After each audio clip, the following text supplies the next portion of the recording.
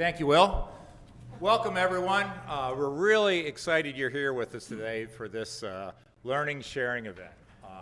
And it really is meant to be just that. This is not about a design activity. We're not going to get into a lot of detail about how big a crosswalk needs to be or or those kind of things. But the important thing is we want to share ideas. We want to network. We want to meet each other. Some of us have been working together for a while, build those collaborations and those connections, and really get fired up about the coming season. So again, thank you all for being here. We'll jump right in. Our plan is to do a little bit of intro. We'll turn the floor over to our guests from DelDOT, who are going to give us about a half hour of an overview. Great resources, great ideas. Then we're going to transition into where each of you all have an opportunity to share what you're thinking about for the upcoming season. Completely up to you. It's voluntary. If you have some initiatives, some plans, please share those, right? But again, it's just a learning, sharing activity. Once we get done that, we'll come back to, we've got the University of Delaware team, the technology transfer group here. We're really excited they're with us to sort of give us a bookend of expertise on the front and back end. And then we'll do a little bit of summary and key learnings. And after that, we'll transition into lunch, and then we transition in the NCAA tournament beginning, right? And I just want to say one thing in advance. The only reason I'm not in Pittsburgh right now is because of you all. So I just couldn't predict where we were going to get seated and what we were going to do. So again, welcome to be here. We'll get a chance to chat some more. So I want to give some special shout out to our team. This is the Bethany Beach Bicycle and Pedestrian Safety Committee. Mark couldn't be with us. Art here, Diane, Sergeant Foley, obviously a leader of our police department and a really passionate member of this team, which is awesome. Teresa and I are both co-leads, and we're also on the town council. Julie Maluski, who does all our planning for the town, for the activities. Brad joined us last year, right, Brad? Just recently? This year. Yeah, just this year. Dan can't be here. He's in Florida, and Carl's here. These folks really, I want to give a special shout out. They work really hard. They're very passionate about this activity. Everyone's busy. They're traveling. They're working. But they all find time to help out and try to make a difference. So I want to give them a special shout out. And particularly Diane working on the coordination of the meal afterwards, and Teresa for really reaching out to each of you and coordinating that, having you all here as our guests. So we're really, again, really excited. Here's sort of our plan today. I sort of spoke to this a little bit. It's just about bringing us together, and I want to highlight the things in the middle, right? It's building and nurturing our networks with one another, formally, informally, right? So we're all neighbors here. I mean, we're one little square mile, right? We're surrounded by a lot of other great neighbors, and this is all about collaborating and learning and sharing together. So we want to have an opportunity to think about what you're thinking about for the upcoming season, initiatives, where we can help, where we can support each other. The one I really want to, let's think outside the box, right? Let's think about what we can do some things differently. You all have done some great things so far, right? And there's still opportunity. So let's think out of the box. Let's use this opportunity to sort of brainstorm around that. And so that we leave with a renewed and energized sense of purpose regarding the impact we can have in our communities. Because it's all about trying to reduce the risk of hurt, pain, and suffering to our residents and guests, right? We can't take away the risk. We can't eliminate risk, but we can certainly try to eliminate it. We can try to engage people in different ways, change their beliefs, which ultimately will change their behaviors, right? Whether it's someone crossing a crosswalk, riding a bike, or driving, all those little individual impacts can make a difference. And that's what I know all of you are very passionate and have devoted a lot of time.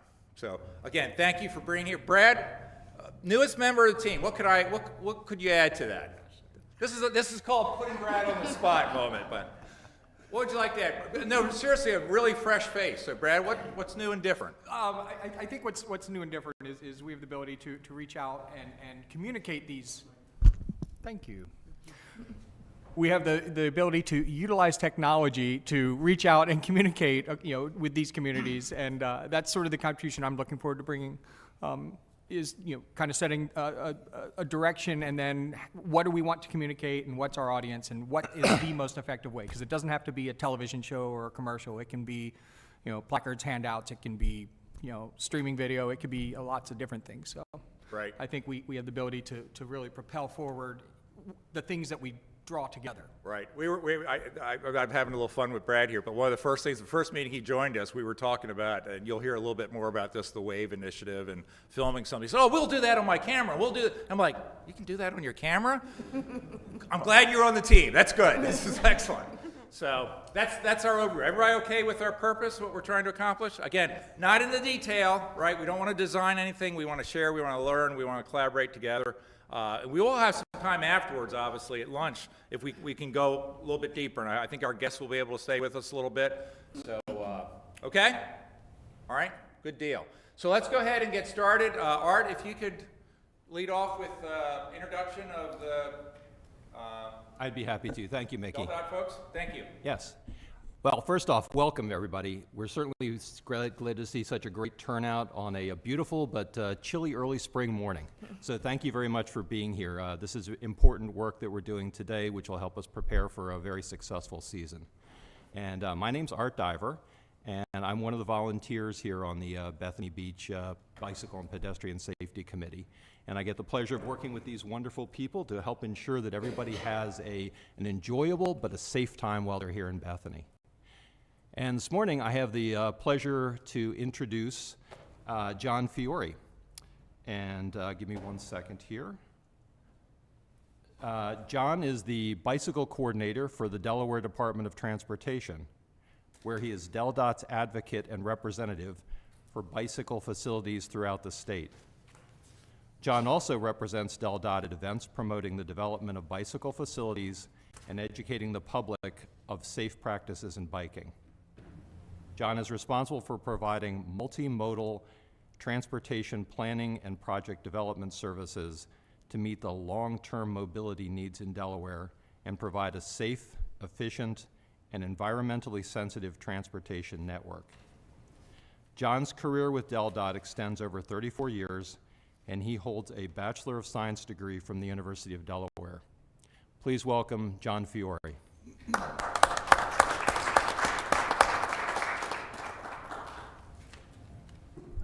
Excuse me. Good morning. Thank you for that introduction. Appreciate this. I just want to, again, thank the Bicycle and Pedestrian Safety Committee for inviting DelDOT to this event and to share ideas, and hopefully, we can provide maybe some things that we do that other communities are not doing or or hopefully could incorporate into their bicycle and pedestrian safety program. So, oops, is there a clicker? Or do I need to tell you when to go? First technical error. I think you can just point it to where Will is. I think that'll advance it. Okay. Okay. And then before I get started, I just would like to introduce one other member from DelDOT. He's Anthony Alio. He is my supervisor, and he's here to also help if there's any questions. So we're going to go ahead and get started. This is our first slide, and it's DelDOT's excellence in transportation. It's about every trip, every mode, every dollar, and every one. For every trip, we strive to make every trip reliable, convenient for people. Every mode, we provide safe choices for travelers within DelDOT to access roads, rails, buses, airways, etc., bike paths, trails. Every dollar, we seek the best value of every dollar spent to benefit everyone. And then lastly, everyone, we treat employees and customers with respect to our services. The agenda that I have today, as you can see, is to talk about safeties, our vision, principles, bicycle and pedestrian policies, the project planning process, and some example projects that we're working on, and then the last few are programs that we are doing at DelDOT for bicycle safety. So this first slide here goes over the 2023 traffic fatalities. As you can see, last year there was a total of 137 fatalities, where 28 were pedestrians and 5 were bicyclists. And 2022 was one of the worst years when it came to fatalities, and obviously our goal is to make those numbers lower than before. So like I said, last year, if you look at bicyclists, in 2023 there was 5, in the previous year there was 7, so so those were reduced, and I believe already in 2024 we've had 1 bicycle fatality in Delaware. The vision for DelDOT is DelDOT continues to strive towards 0 deaths to eliminate the fatalities and serious injuries. Everyone in Delaware should have access to a network that is safe, comfortable, and conveniently connected to places that people want to go. Working together with local agencies and communities can ensure safe, accessible, connected networks that encourages people who walk or bike in their daily lives for transportation, recreation, and improved health. And some of the key principles in achieving that vision is safety, where all modes of travel in Delaware needs to be safe. Network, where a high-quality network to provide comfortable routes for all types of users. Culture, which is education and awareness campaigns, law enforcement strategies, and encouragement programs to promote a road culture of safe driving. All right, excuse me. And transparency, which is the process of relating to planning, funding, and building and maintaining facilities to be well-known and understood. Coordination, active coordination with the other agencies, municipalities, and organizations to support a positive culture. And then lastly, equity, walking and biking to be an active activity and travel mode available to an increasingly broad population.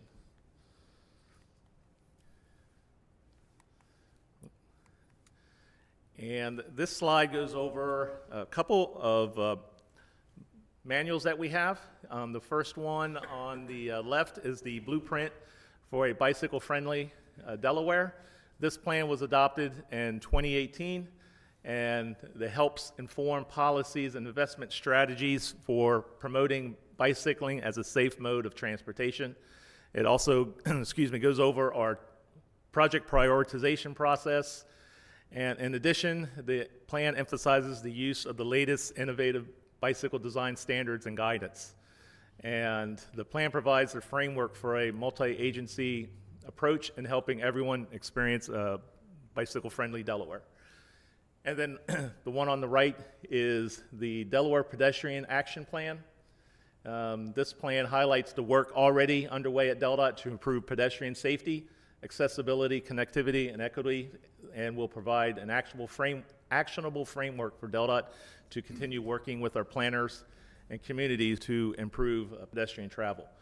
And I'm sure these slides will be available, but at the bottom there is a link if you want to read more about those publications. All right.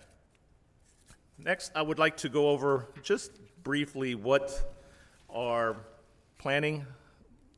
project planning process is.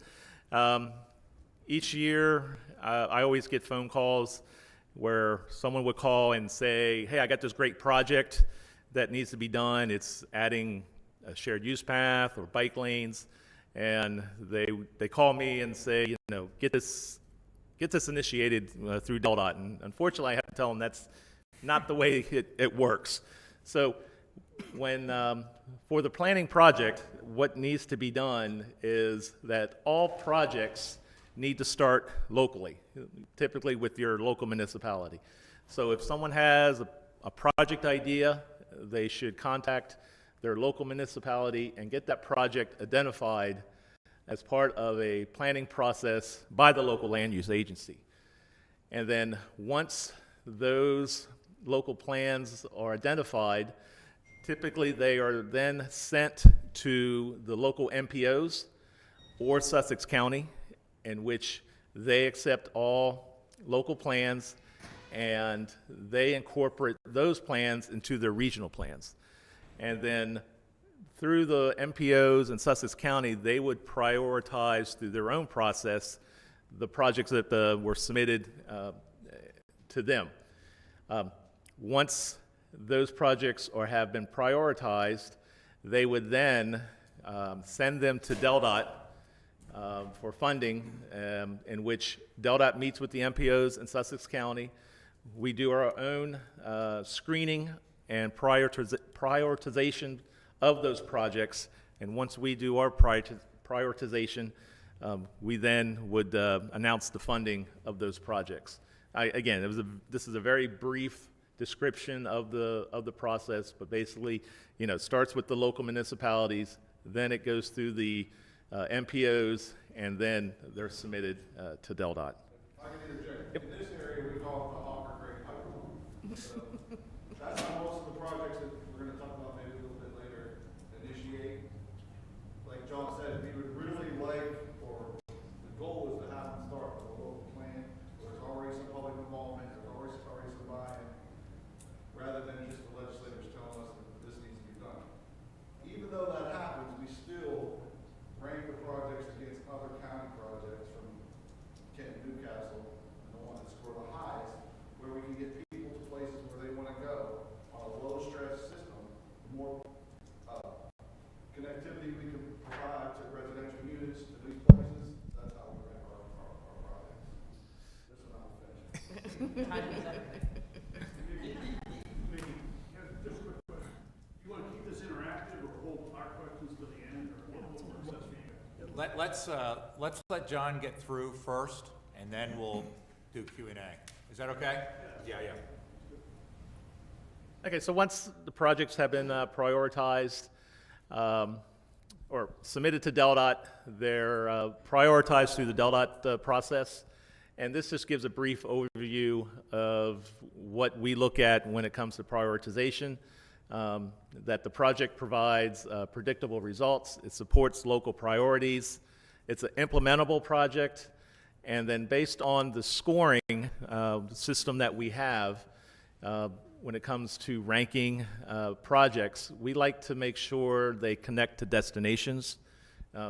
These destinations include schools, employment, trails and parks, community centers, and even public transportation. And one of the factors that is used when it comes to scoring projects is, we call this the level of traffic stress. And this is basically ranking the project on how a cyclist's stress level would be riding on this project. For example, the level traffic stress analyzes factors such as speed of the traffic, volume of the traffic, and the number of lanes that each roadway or segment has. And it does this on a 1 to 4 scale. Here it shows, give a display of the different level of traffic stresses. So your level 1 is typically your separated trail or pathway. So those are the least stressful of the projects, where it's safe for children and it's separate from the automobile traffic. Level 2, it's tolerated by most cyclists. They're usually on roads with low volume, low auto speed traffic. Level 3 is tolerated by riders who are confident in riding with heavy traffic with a separated bike facility. And then level 4 is you would have to be one of those fearless cyclists who feels comfortable interacting with traffic on high volume and speed roadways.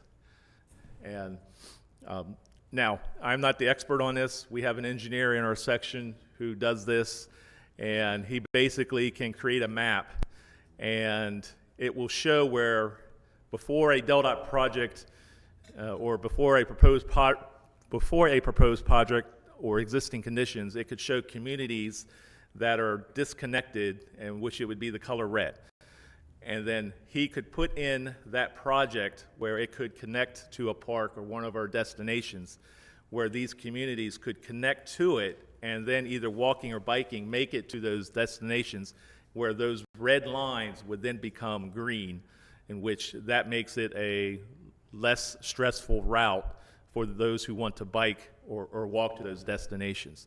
So it's, again, I'm giving you the very basics. The engineer that we have could talk about this for hours. So, but it's a really cool program that can show, if you put in these types of projects, that it does connect communities together, as well as connecting communities to these destinations that we like to see. And then I just wanted to go over some funding sources that we use when it comes to our projects. The first one is what we call the Transportation Alternatives Program, which we call TAP. This is typically community-driven, facilitates the development of non-traditional transportation projects with the goal of providing choices for non-motorized users that are safe, reliable, and convenient. Typically, this program is when a municipality has a project such as a sidewalk or a shared use path, and the community would like to apply for a TAP funding, where 20% match is required from the municipality, and then 80% is with state and federal funding. Is that state and federal, Anthony, or is it? For that, right, so it's 80% either federal funding, but the newer version of that requires 20% match from the community. Oh, a 20% match from the community. However, now the state can supply that 20%, which in the past transportation bill, that wasn't possible. So if you have a potential TAP project, you can go to that link for more information. Then you have our capital transportation program. These are typically multi-million-dollar projects that addresses the need for infrastructure. A lot of our DOTS project, as we call them, do incorporate bicycle and pedestrian facilities. But there are some projects that we are working on, for instance, like the Jam Trail and even the Georgetown to Lewis Trail, that are multi-million-dollar projects that our section we do not have that type of funding to support those projects. Yeah, we have a line item in the CTP, the Capital Transportation Program, usually $5 to $7 million a year. So we look for projects $1 million, $2 million, $3 million. A lot of times they're more than that. But if, like John has said, if they're a big state priority, then we get the funding separated from our line item. And then we have local or private funding, where bicycle infrastructure may be constructed with municipal or county funding. Local funds are often used together with other funding sources for the construction of bicycle facilities. And then in addition to that, we also have private developers install these type of non-motorized facilities. Typically when a development comes in, either for commercial use or residential use, they have to apply for an entrance permit through DelDOT if they're having access off the state maintained road, where most of those sites, per our development coordination manual, would be required to install some type of non-motorized facility, either a separate multi-use path or sidewalk, or separated bike lanes. So we get a lot of those facilities out there through private development when they come through the entrance plan review process. And then one last funding source is the Delaware Bicycle Council has an infrastructure innovation grant. Now, typically this grant, the council has awarded this grant to evaluate the feasibility of bikeway projects, such as protected bike lanes, cycle streets, that will expand the number of everyday destinations that people of all ages and the ability can access on a bike. So it's only open to municipalities and the 3 county administrative offices. So it's usually a municipality that wants to start a project, and we anticipate them being the champion throughout. They use that grant money to start a feasibility study, and then based on that feasibility study, that municipality can determine what they need to do to move forward to get that project started through either design or through construction. And like I said, this is a yearly award done by the council.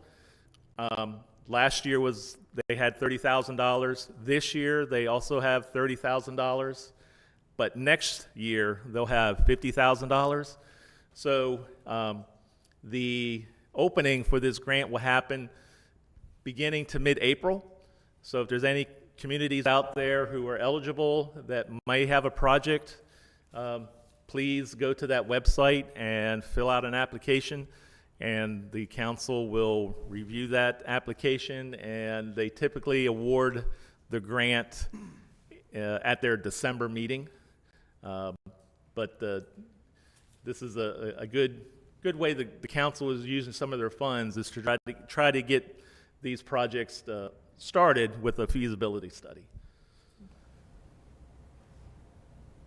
So now I want to talk about some of the projects that we have going on. This is probably one of our most famous projects here in Sussex County, the Georgetown to Lewis Trail. It has an overall length of almost 17 miles, where 6.1 miles will be of a 10 to 12 foot wide trail with a portion along the active rail line. 4.6 miles will be rail with trail, and 1.5 miles will be rail to trail. And this is, I'm sorry to clarify, this is within the green portion. The purple portion is the sections that's already been constructed. And then 1.5 miles will be a elevated boardwalk structure to avoid our wetland impacts. The project is anticipated to begin in the winter of '24 and completed in the winter of '26. So when this, excuse me, so when this project is completed, someone from Georgetown could go all the way to Rehoboth Beach without ever having to get on a roadway. They could get there on a separated path from Georgetown to Rehoboth, which would be about, I think, 25 miles one way. So this path is used highly every year. We see numbers increasing, especially during summertime, with visitors from out of state using this trail. So we continue to see this trail increasing use, especially when the connection is completed. Next is Double Bridges Road, multi-use trail. This project is about a little 3.25 miles. It is a 10-foot wide asphalt trail that will connect 4 large subdivisions that are along Bethany Beach via Kent Avenue. The trail will be offset from the road and falls within a utility easement. Right now, I'm sure everyone knows that Double Bridges is just a 2-lane highway with no shoulders, and they do have a lot of bike and pedestrians using this roadway. So this was a request from the local legislators in the area to address the bicycle pedestrian safety concerns they had. And so with that, like I said, this is going to be a separate trail from Parker House to Muddy Neck. We have construction anticipated beginning in the fall of '25 and completed in the summer of '26. And then this next project is the Cedar Neck Road Pathway. It's just under a mile length that will go from the canal to Hickman Road. There on this road, this is basically filling gaps. There's about 1,600 feet of existing path and 2,500 feet of existing sidewalk, and this project will fill in those gaps, and in which this will be a continuous network from, like I said, the canal all the way out to Hickman, where there'll be a shared use path on the west side and sidewalk, excuse me, on the east side. And there's also an existing signal at Fred Hudson and Cedar Neck that's going to be upgraded. We anticipate construction beginning in the spring of '25 and and then ending in the winter of '25. So this will be a great project that you see out there. A lot of the sidewalks and shared use paths that were constructed were done by developers. So this is one where we have all these developments come in that put in their required facility, and then DelDOT's coming in to fill in those gaps. All right, so these next few slides, we'll be talking about the programs, safety programs that we do.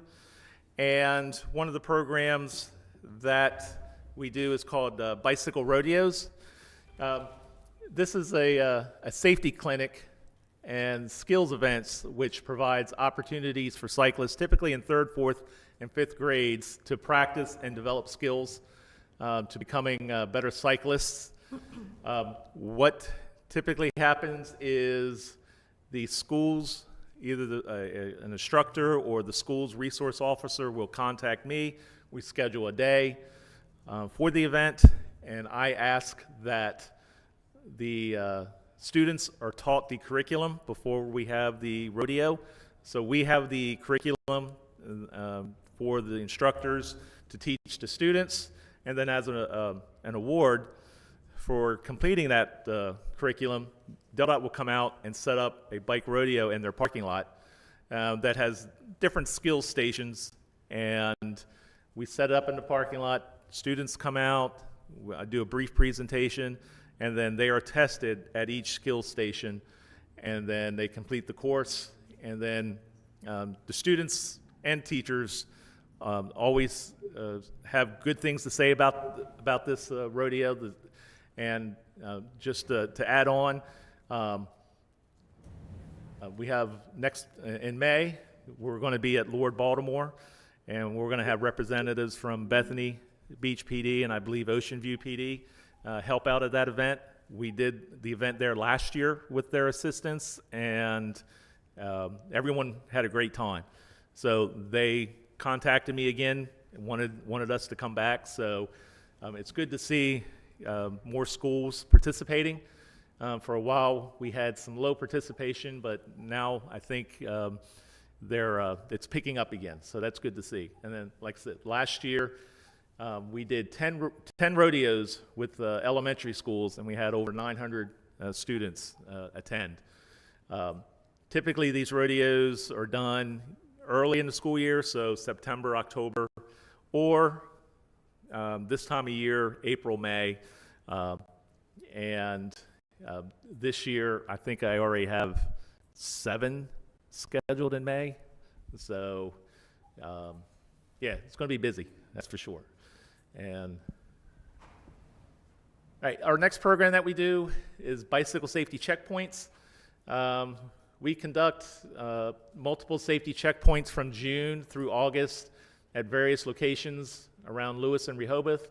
What we do is we provide safety information, trail maps. We do general bicycle repairs. We install bike lights if they don't have lights, and we provide helmets if they want a helmet. And all this is for free, you know. So it's open to anybody.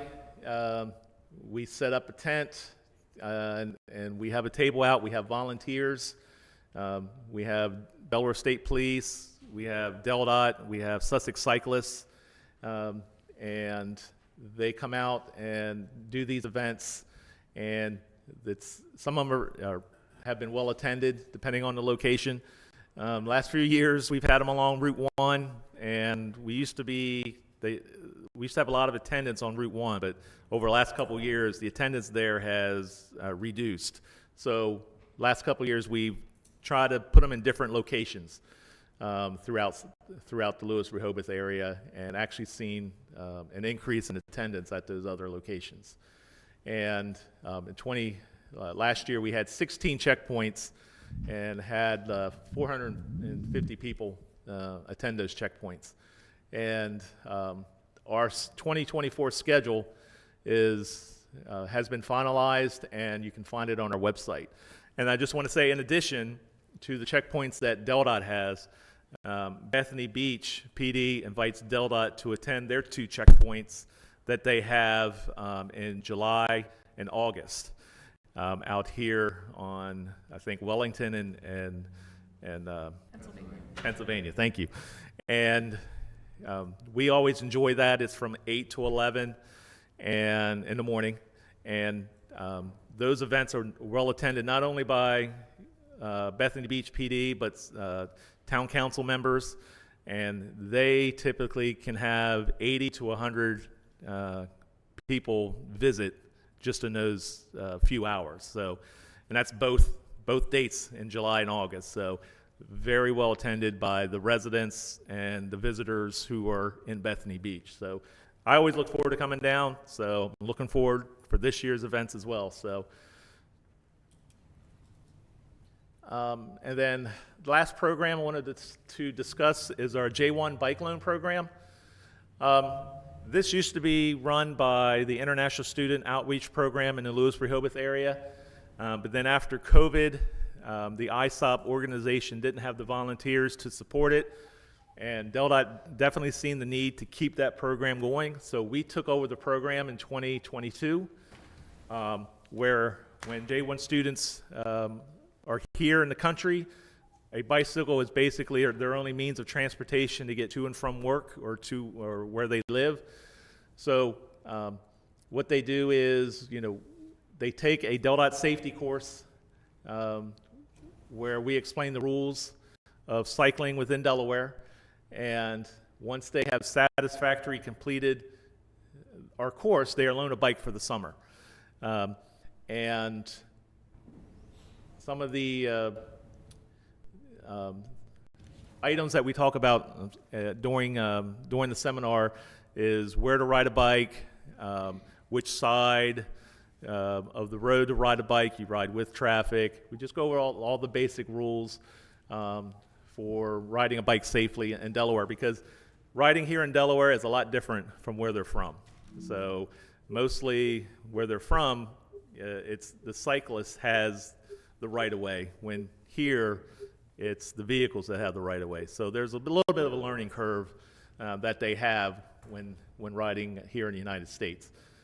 And then once they're loaned a bike, if anything should happen to that bike, flat tire or whatever, we repair it for free. We have a garage at the Rehoboth Park and Ride where they can stop by and either drop it off or wait, depending on what the repair is. We have 2 mechanics on hand and multiple volunteers there that help work on bikes. And last year, we loaned bikes to 460 students. And just to add on to this, there is an organization here in the Bethany Beach area called the ABC. They also loan bikes to J1 students that are in this area, and we do have a couple representatives from that organization. And I don't know, Michael, did you want to say a few words? Well, do John's wait until the next agenda. Okay. I saw that we're on there. Okay, no problem. Thank you, Doug. So, but they do a great job. We always coordinate before the summer season, just to, again, share ideas. What did we learn last year, and what did they learn last year, and maybe we could learn from each other on what we could do to make it safer for the students. One of the issues we have is, although all our bikes are road safe, they have lights, and we give them a cable lock. And then again, we have helmets for them to wear, and 9 times out of 10, they will not take a helmet, because where they're from, they don't wear helmets.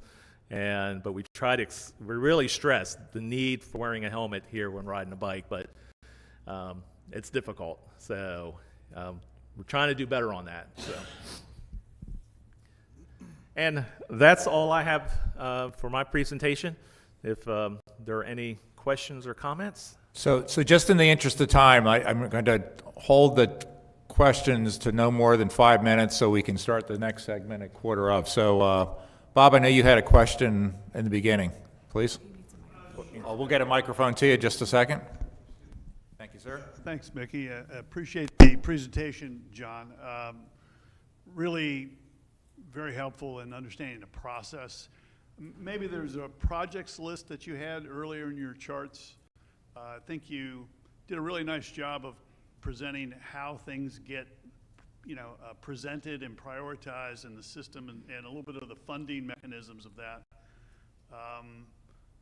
Before that, I think there was an actual list of things you're doing. Coming up before that. Before this? That's it, that was it. I think it's, yeah, no, That's safety. yeah, right. Sorry. Yeah, okay.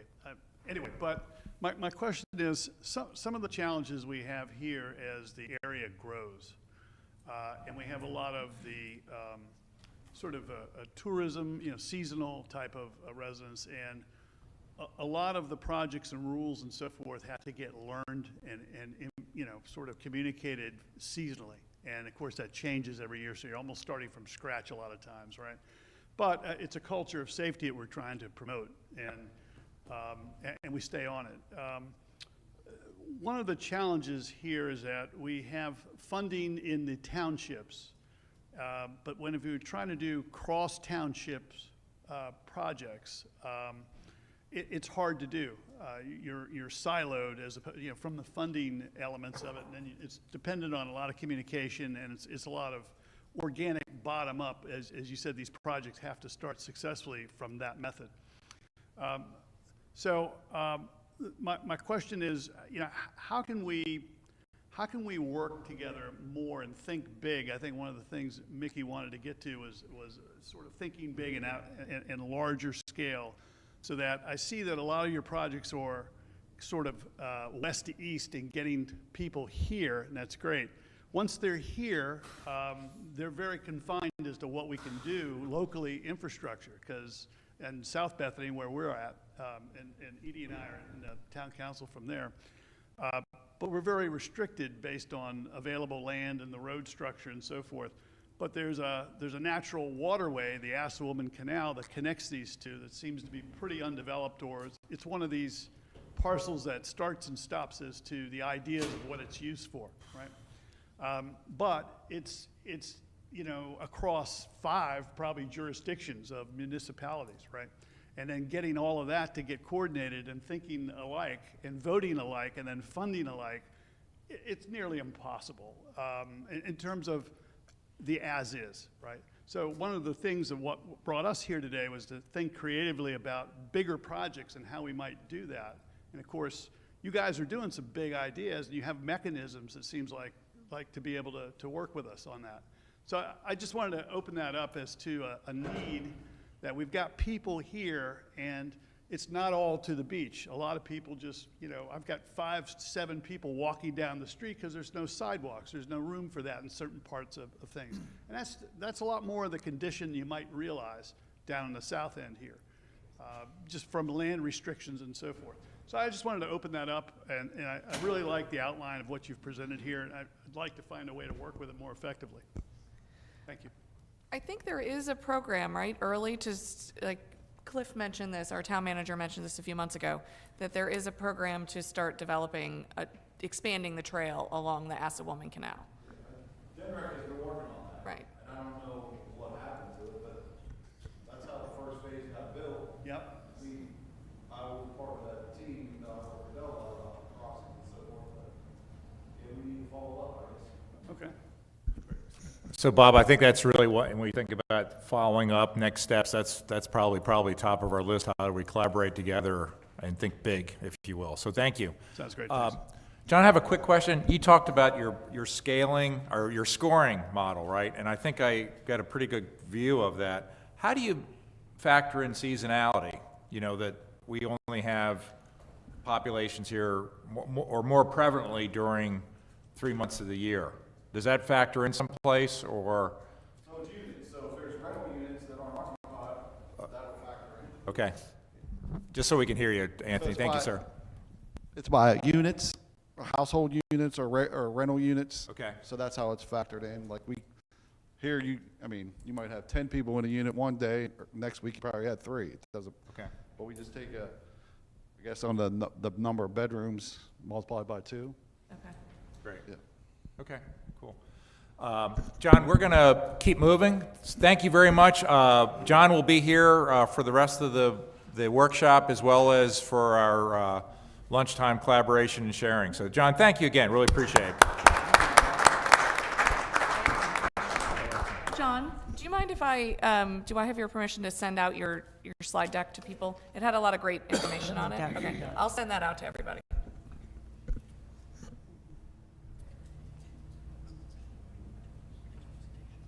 Okay. 1 minute? Okay. So we have time for one more minute of a question. or even building off of. We're good? Forget about that 1 minute question. We're going to move forward. So, Diane? Okay, this is the part of the program where we get to share our community initiatives. And I know all of us are looking forward to seeing what each one of us are doing, and hopefully you can make our jobs in our communities a little easier by giving forth programs that you already have that have been successful. I also would like to thank John. I have worked with him on the biking checks, and thank you very much for your staff that you bring. Okay, first up we have Lewis with Janet Reeves and Khalil Saliba. If you want to step up to the podium so we can hear you. Hello, everybody. Can you hear me? Yeah, very good. I'm Khalil Salib. I serve on the Lewis City Council. Janet is our assistant city manager and also on our bike and pedestrian safety committee as well.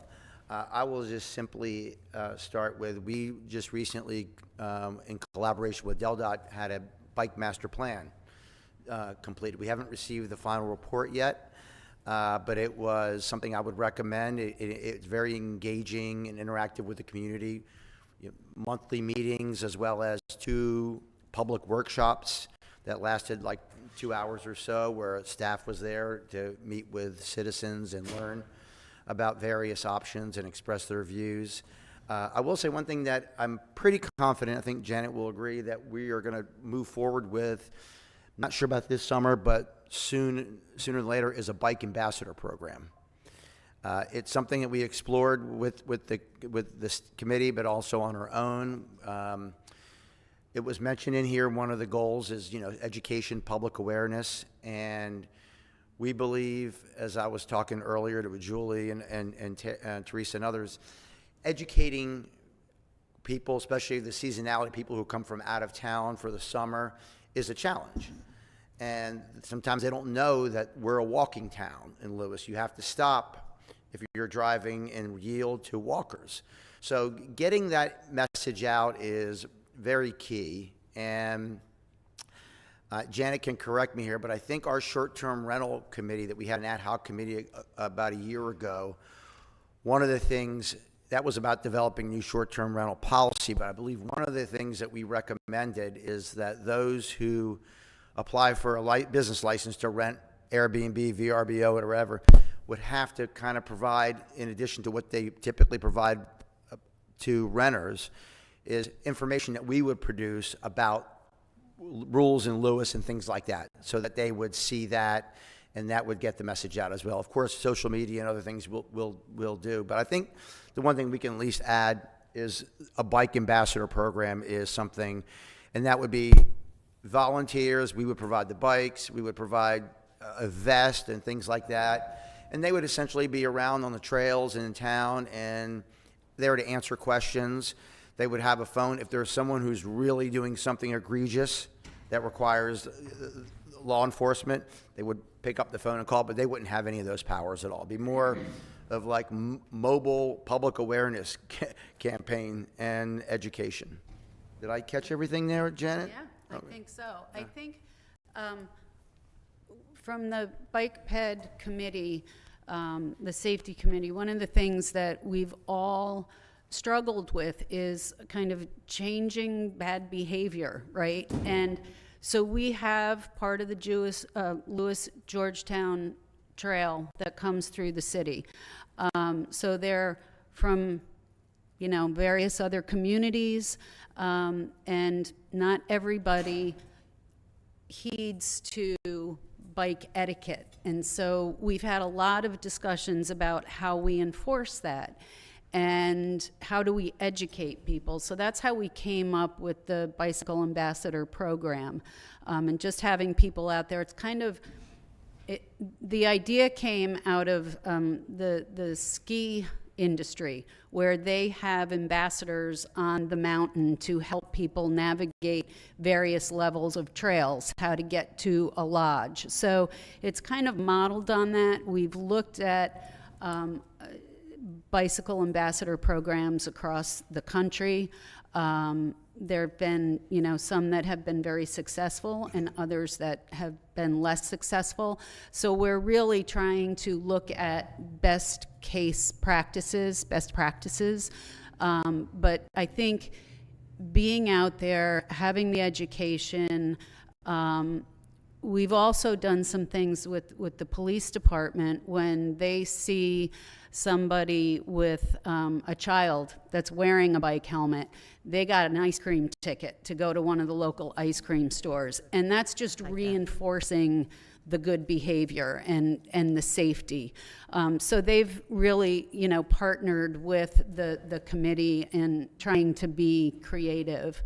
I want to thank John for all your help with the City of Lewis, and there were a couple of things that you pointed out. The bicycle rodeos, you've helped us with those. When the committee is doing outreach, they had the rodeos at National Night Out. So we try to do a lot of outreach at kind of standard things that go on in the community, such as the farmers market.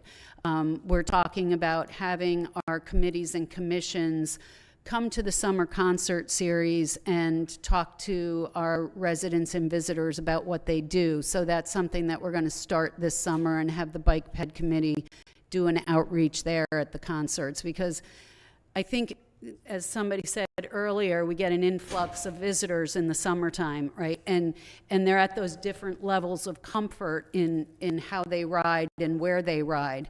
So I think those are really good outreach locations where we can get the people that are coming in for a week or two and kind of educate them on safety and whatnot.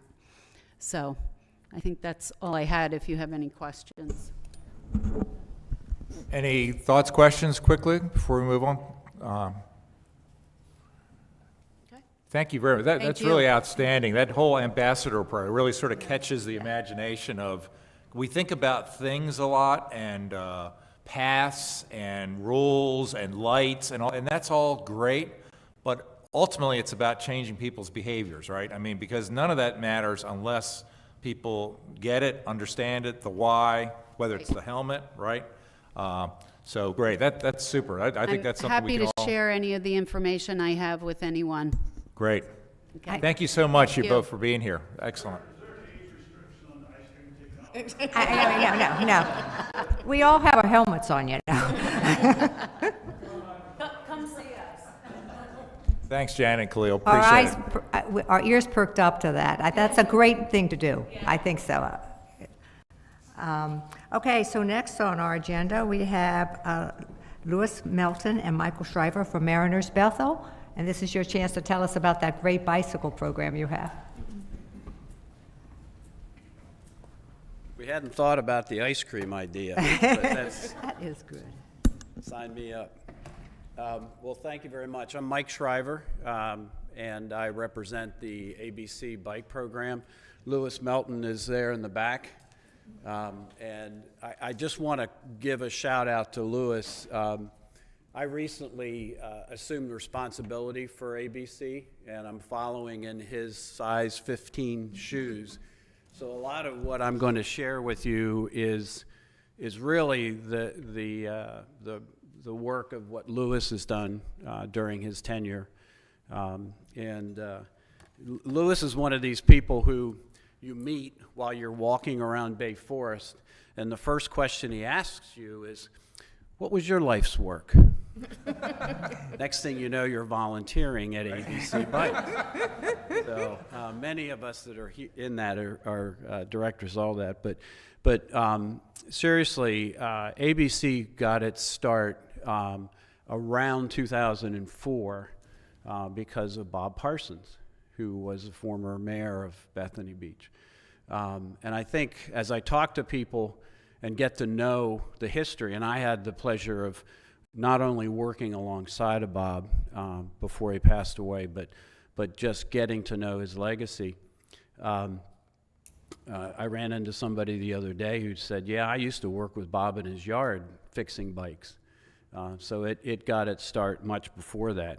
ABC stands for Assisting Bicycle Commuters.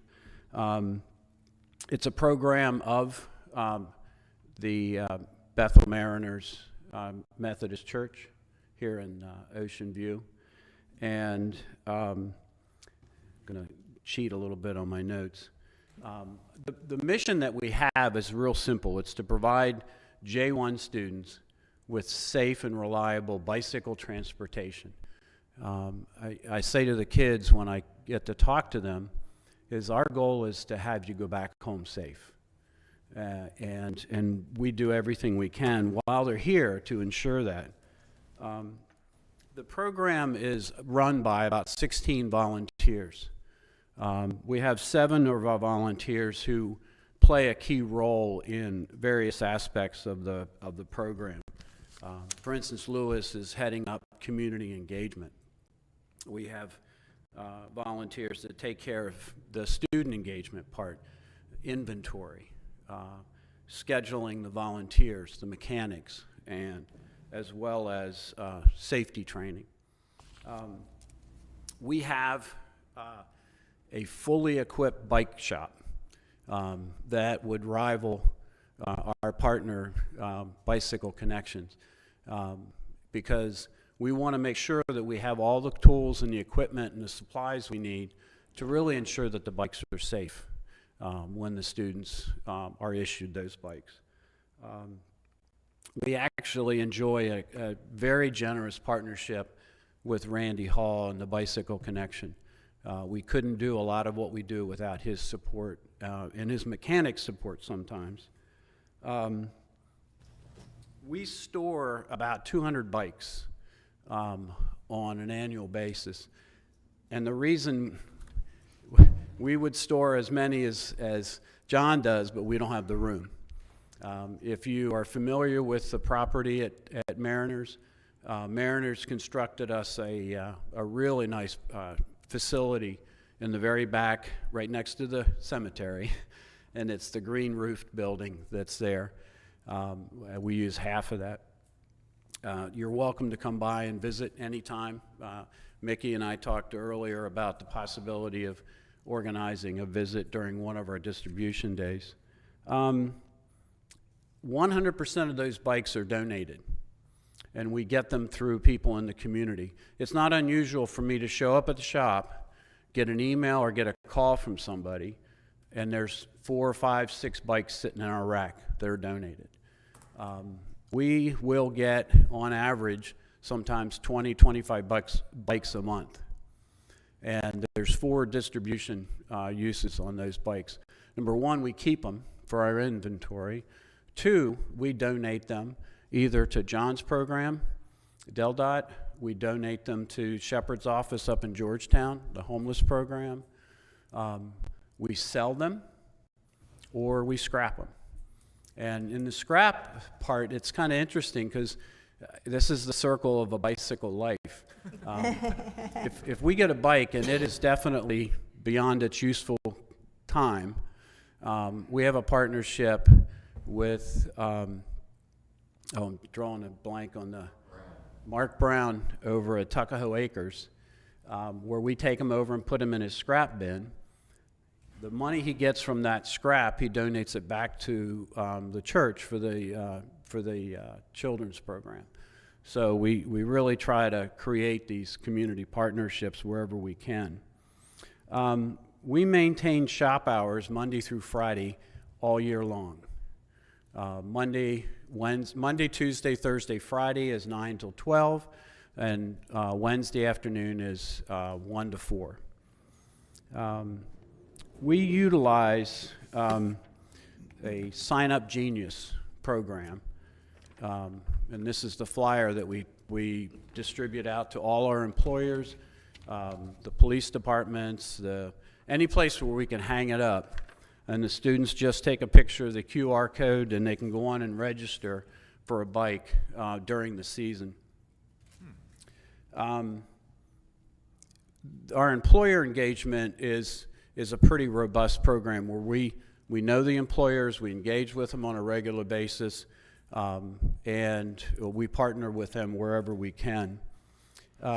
We do weekly distributions on Thursdays starting in the season. So we've already started up where we've issued, at this point, 8 bikes in the last 2 weeks. We have 3 ready for next week. It'll just continue to grow and grow. In the height of the distribution, we could have 30 students in one day.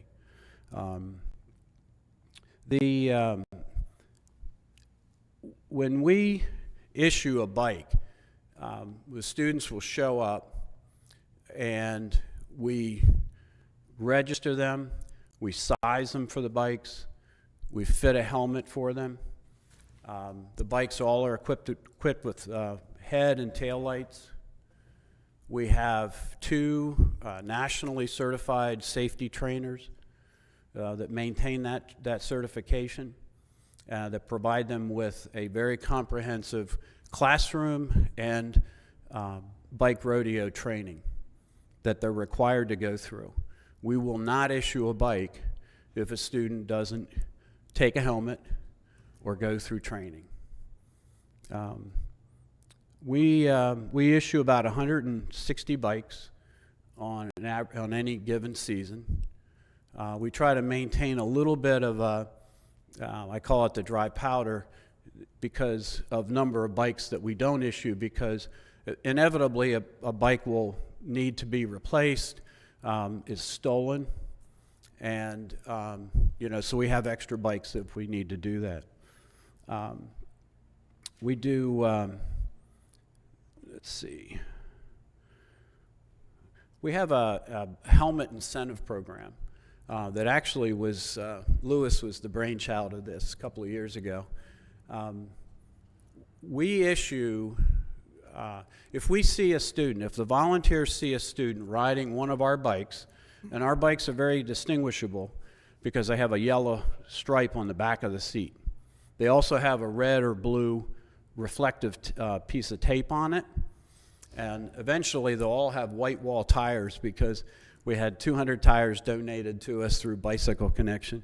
But if I see a student riding a bike properly with their helmet on, I will pull over and I will get their attention and I'll issue them a card that entitles them, if it's the first time we found them, they'll get a $100 gift card. Oh, my heavens. Second time, they get $25. And we'll go to the employer where they work, and we'll make a big deal about handing them the gift card. And we emphasize that in our safety training. That's a great A little bit different than ice cream, but you're more interested in our program, aren't you? Jay would say so, yeah. We also, during the season, we have and we set this up, I think last year, that we have mechanics that are on call during the week. We rotate this. So we have a go box that is set up with all of our supplies to repair a bike, tools and tubes and whatever we need. And we have a service phone. So the students can text us or call us if they have a bike that's not operating correctly. And we'll go and repair the bike or pick it up and take it back and get it fixed. We operate 12 months a year. When the season winds down, we're picking up bikes, bringing them in. We have a tag system that tells us what's the status of that bike.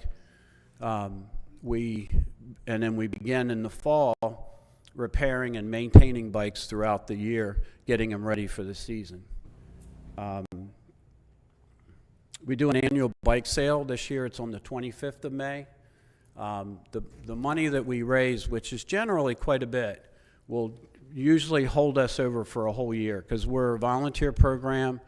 We get grants and donations to operate, and that's why we sell some of the bikes.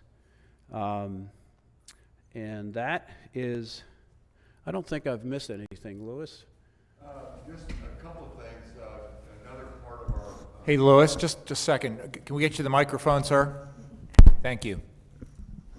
With respect to the cycle or the circle of life of our bicycles, we accept all donations, and when we get children's bicycles in, we have a program with the Indian River school system where they have a program called Families in Transition, and we donate bicycles that into that program. It's run out of the center down in Frankfurt.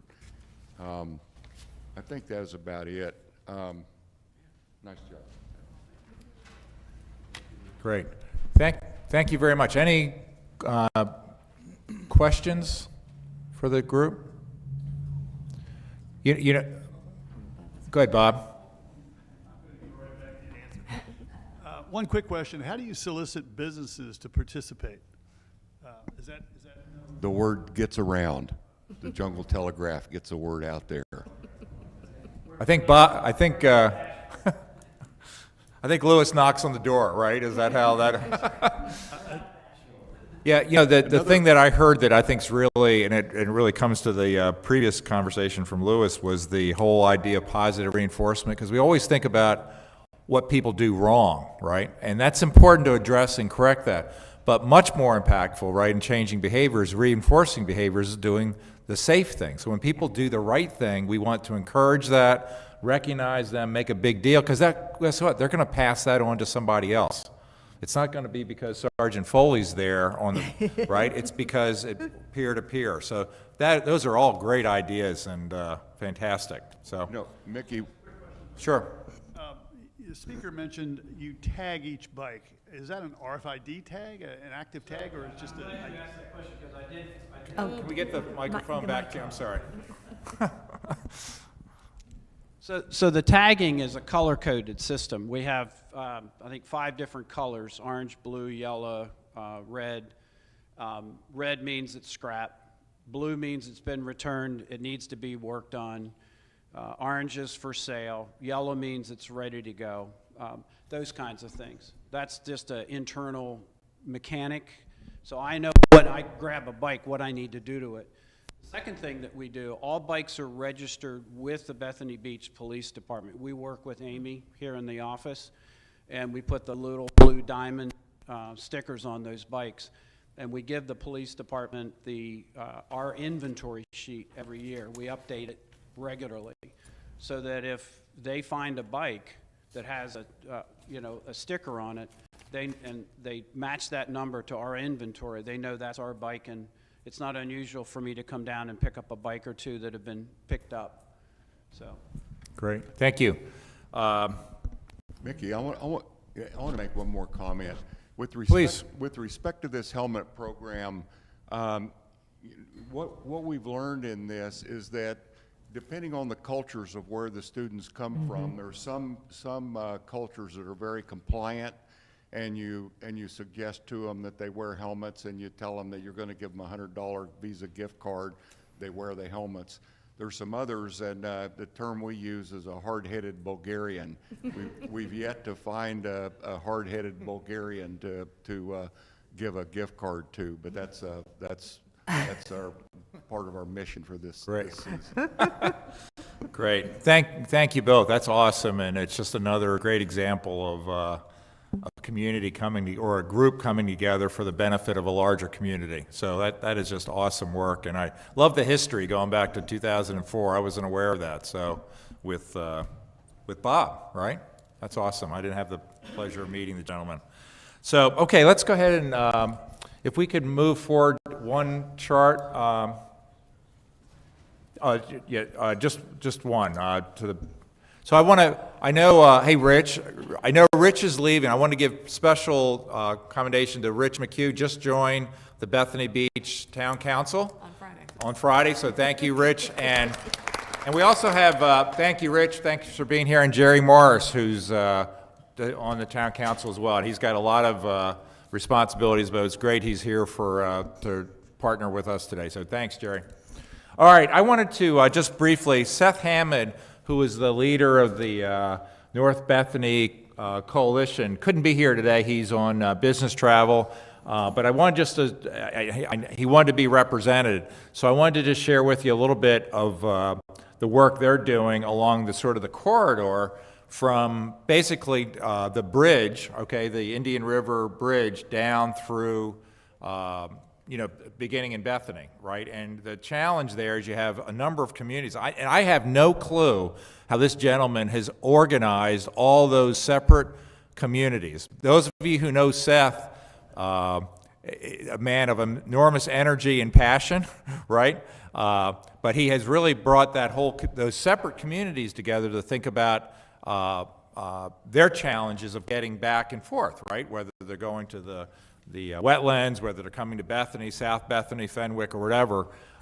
So he's done a lot of work, and he's partnered with DelDOT. There's a lot of work going on. I'm not the expert at all on this. This is actually a couple charts from their website, but there's a pretty large project going on in partnership with DelDOT, sort of following the plan that John had laid out about the description. It's all about trying to think about ways to, you'll hear the term traffic calming measures, right? So this is all about traffic calming. Now this is a real challenge in my mind because this isn't a 35 that we're trying to calm or a 25-mile-an-hour speed limit in Dewey that you're trying to calm. This is 55. So that means people are probably going maybe a little, we've got a few law enforcement in the area, maybe just a little bit above the speed limit. Is that a fair statement? Sure. Okay, everyone's, no, I'm not making light of the challenge. It's a huge challenge, right? Those of you who've gone up and down, whether you're biking, walking, and so what they're working on is they've got a project along with DelDOT to try to think about ways to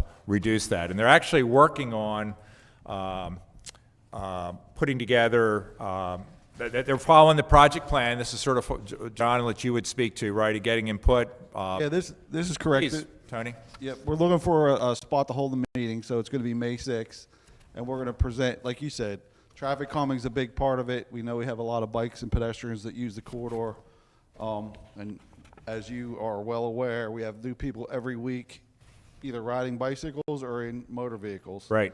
So the corridor is wide, it looks like you can go fast, and people do go fast. So the challenge is how do we make it look like a space where you're not supposed to go as fast, where you're supposed to recognize pedestrians. Right. We're looking at 3 locations for pedestrian rapid flash beacons. That's the next.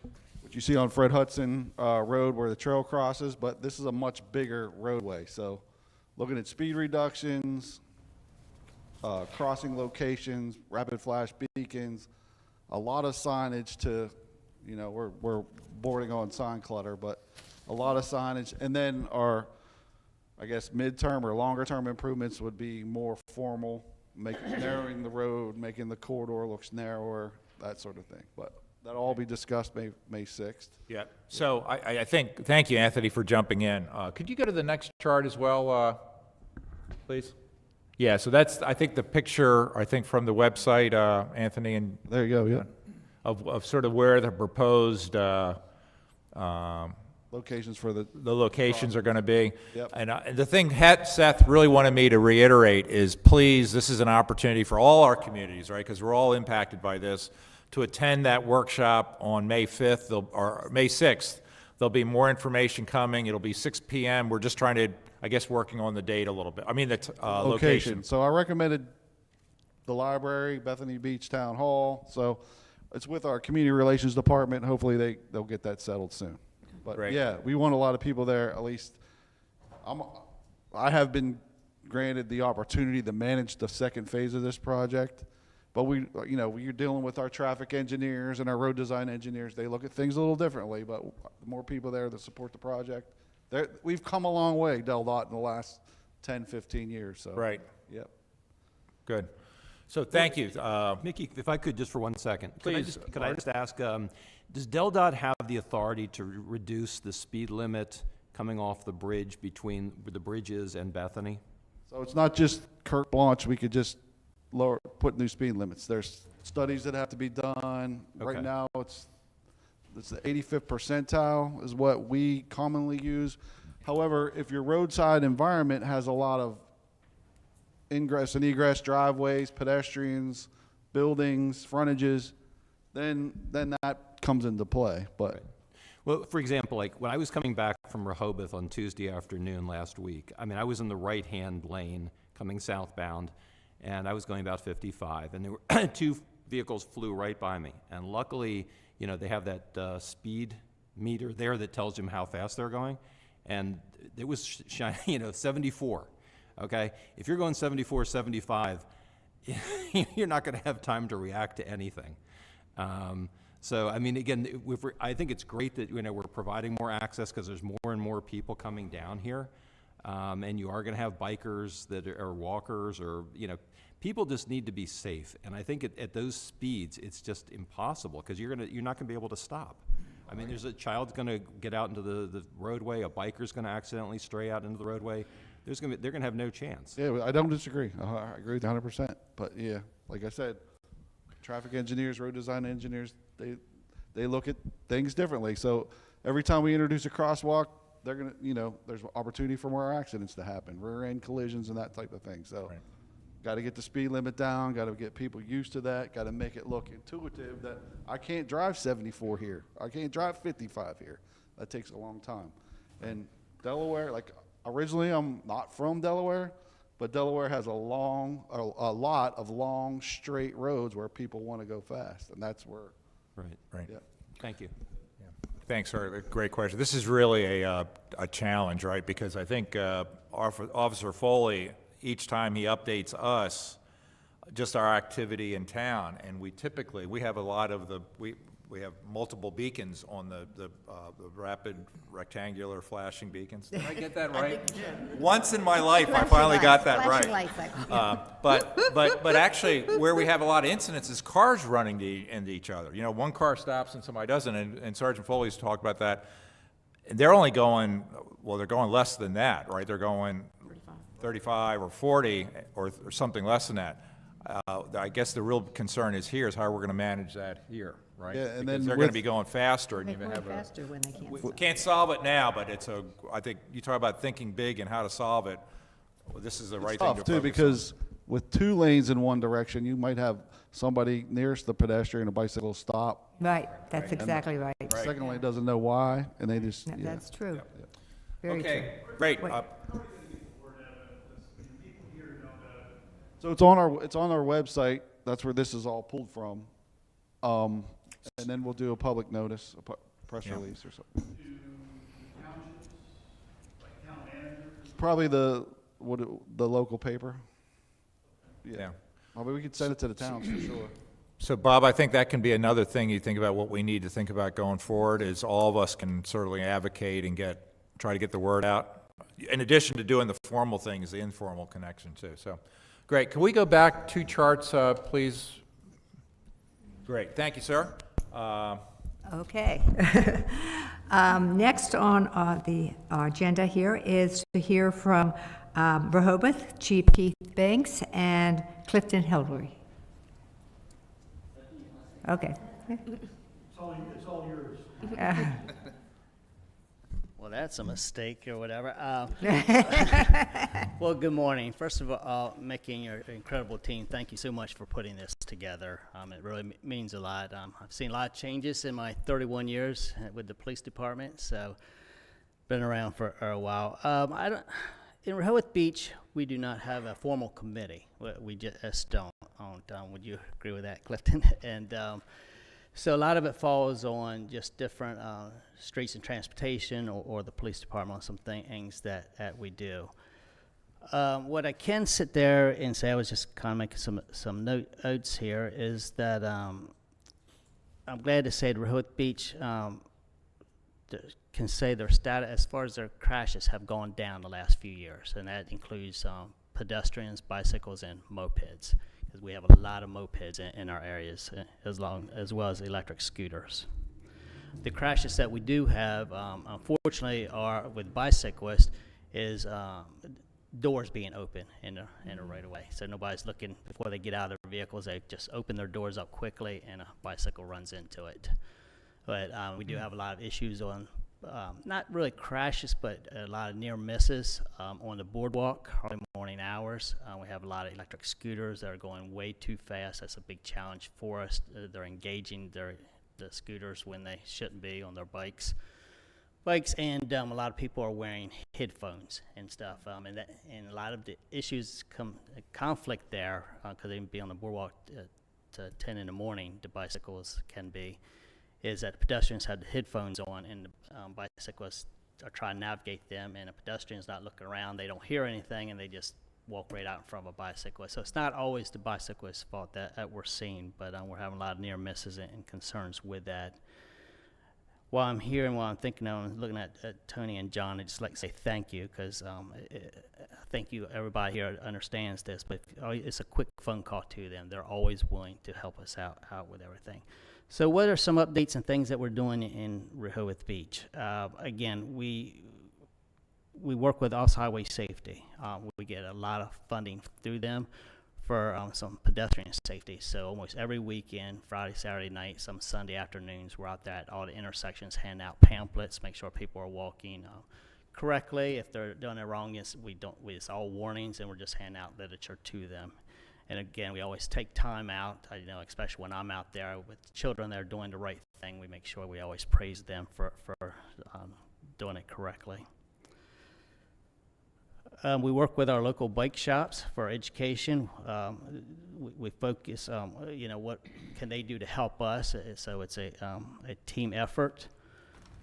We work with Chamber of Commerce. We take they always put a section in their pamphlet or whatever about bicycle safety, pedestrian safety, and reaching out to the police department. And again, just a joint effort. Let's see here. We do have, the police department has 8 bicycle officers on the street, or trained, I'd say, and when they're out, they're handing out bike lights, pamphlets, bike maps. Again, a lot of it is about warnings. We'll sit there and stop them. And we always hand out bike literature about what's can do, can't do, the state laws, the city laws, and things like that.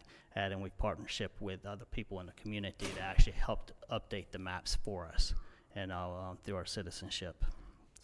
So that's actually worked out really well.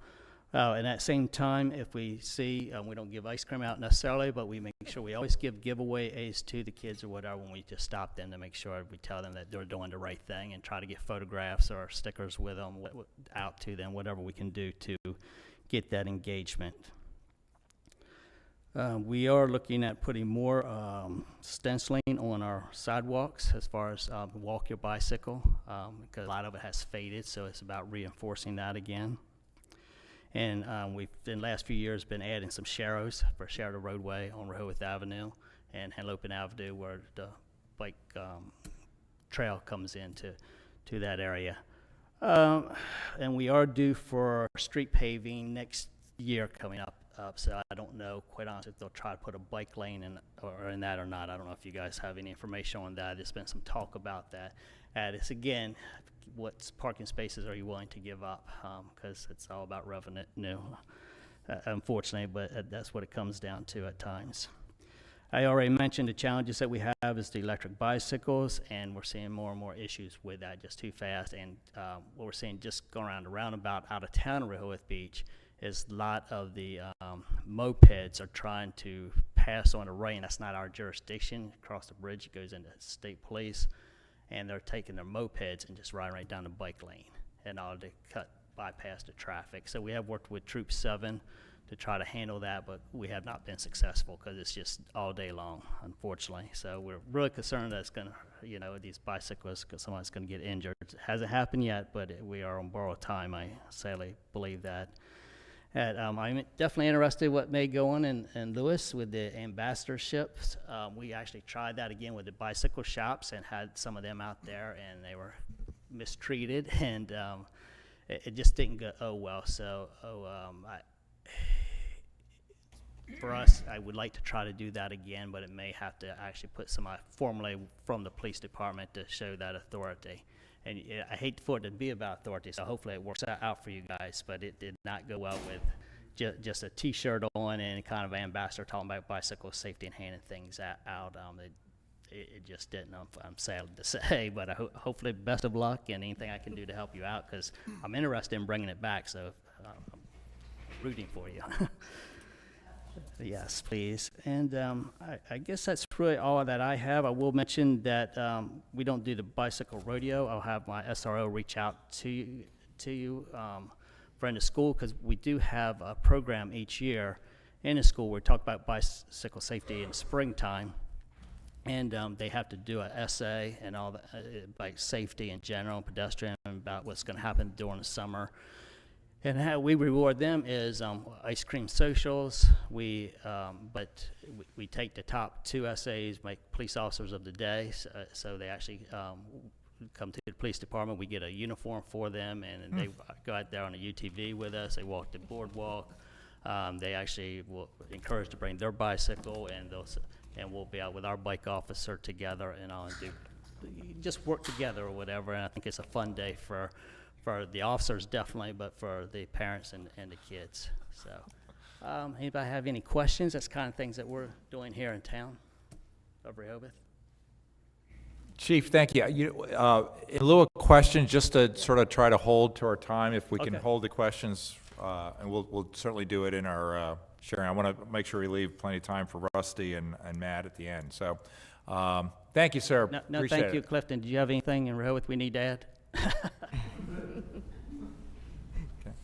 Thank you, Chief. Okay, next on our list is South Bethany, Eddie and Bob. And I want to thank them for coming previously to us to help us out. Okay, well, I think we'll be pretty brief here. So I'm Edie. I'm council member in South Bethany. This is Bob, fellow council member. When I was elected to the South Bethany Council 3 years ago, we did not have a bicycle and pedestrian safety committee. So I floated the idea to start one to council, and they were receptive. And it was put together as a one-year ad hoc committee. So I had 1 year to accomplish as much as possible, which I took as a challenge. So we pushed pretty hard to get as many educational related things in place as possible. So stencils on our streets reminding people walk with traffic, or bike with traffic, walk it against traffic. You know what I'm talking about. Some signage in town reminding people of the same thing. We had just that previous winter gotten our 4 RRFBs from DelDOT for our 4 lighted crosswalks on Coastal Highway, and we found there was a big education component associated with those, which we're still struggling with that because we have a lot of renters throughout the season. And may not have experienced those before, or they're familiar with crosswalks in the cities that they're coming from where the cars stop. So we're continually reminding and trying to educate people that the beacon lights do not require the vehicles to stop. So we actually got permission from our friends at DelDOT to put some signage on the poles for the beacons that tell people push the button, walk to the median, push the button again, make sure traffic is stopped, some just general reminders. And we created some pamphlets that we distribute related to that, the rules on how to use those. One side is the rules for pedestrians, on the other side is the rules for drivers. What do you do as a driver when you come to these flashing beacons? That's a continuing, ongoing effort to educate people about that. And then also in our first year, we started a hybrid bike safety check bike rodeo that we held at Town Hall, and Officer Foley, I reached out to him for help and resources, and he was great in providing that, so thank you for that. And so we have done now 2 in the last couple of summers, 1 each summer. We're doing those alone on our own, just a handful of volunteers and 1 or 2 police officers. So I would love to get any resources available from DelDOT or others that can help with that, because those have been a huge hit. We are giving out safety gear to kids and adults to put on the back, lights for the back and the fronts of the bike, helmets, whatever we can purchase to distribute. After 1 year of chairing the Bike and Safety Committee, I handed it over to Bob to chair for the second year. We got a 1 year extension, and now the sun has set on our Bicycle and Safety Committee, so we are not officially a committee anymore, but with both Bob and I continuing on council, we are committed to continuing to work on things through the council level. And I'm very interested in the Lewis folk in your short-term rental policy, the policy itself, but also the way that you're using that as a way to distribute information to renters, because that is something we have talked about for years and just can't figure out a way to make it happen. So I would love to learn more about that as well. And Bob, anything I missed? Thanks, Edie. I would add that the other thing we looked at was sort of the end reasoning to this. We promoted, and Edie got it started, but it's been a trend in South Bethany to promote a bike and walk to the beach, to kind of cut down on the got to get in your car and go 5 blocks at most to to the beach. And there's certain necessity to that, but we started converting some parking spaces into bike racks. There's a 10-to-1 at least ratio of people that can get to the beach per versus a car. And we've also reduced the number of seasonal passes so that we're trying to promote more spaces and more bike and pedestrian travel to the beach. And along with the crosswalks that she mentioned, we have seen a positive reaction to, a year in, year out now, but a short period of time. But I think the trend is in the right direction, that we're starting to condition the behavior. We see more people stopping, more people using it correctly and safely so far. And that's these things work, is the message that we're passing around and we would encourage everybody to do that. The other thing that we really focused on is just sort of traffic calming, which your presentation mentioned, and speed limits. We successfully lowered the speed limit on one of our main cut-through routes. And we kind of bit that off with the size we could chew. The town wouldn't support right now a total 15 mile an hour across all of our roads, but we did get the main cut-through to get down to 15, and a few more speed bumps, traffic calming things to do. With the reality that as much as I dreamed about the double bridges bike lane project, believe me, I have, because share the road with something going 45 miles an hour and it's a pickup truck, just not the best idea. So, but as we improve infrastructure, it's also going to create more traffic coming across, going to the beach or to the destination, which our beach towns are. So, the safest route is to now come into our little town there, South Bethany, and get off Kent Avenue, which is, I mentioned, multiple jurisdictions. That's the shortest piece of road that I think there's 5 townships that have something to say about what can happen with Kent. Ocean View's done a wonderful job of widening their bike lanes and paving, but it stops right at the canal. And as it comes over, it turns into Kent, right? Muddy Neck, I think, turns into Kent. And then Kent is like this orphan, and it's too narrow, right? And yet all of the traffic converges there. It's a maximum amount of destinations. So that's one of these things. Can we think bigger? Can we get more cooperation and solve some stuff for the name of safety?